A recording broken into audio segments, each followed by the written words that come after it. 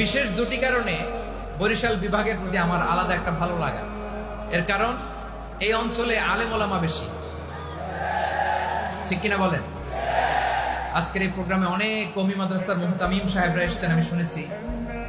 আলিয়া মাদ্রাসার প্রিন্সিপাল হুজুররা এসেছেন, খতিব সাহেবরা এসেছেন, ইমাম সাহেবরা এসেছেন, মুয়াজ্জিন সাহেবরা এসেছেন। এই বিভাগে আলেম ওলামা বেশি। তার প্রমাণ এখানে এই বরিশালের ভেতরে আছে সারসিনা দরবার, ঠিক কিনা বলেন?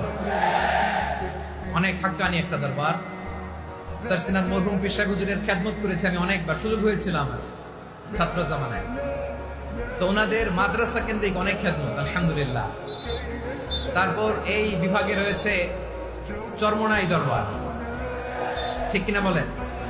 ওনাদেরও বিশাল মাদ্রাসা, ধর্মীয় অঙ্গনে, মাদ্রাসা অঙ্গনে, রাজনৈতিক অঙ্গনে ওনাদের অনেক খেদমত। তারপরে এখানে আছে ঝালকাঠি এনএস কামিল মাদ্রাসা।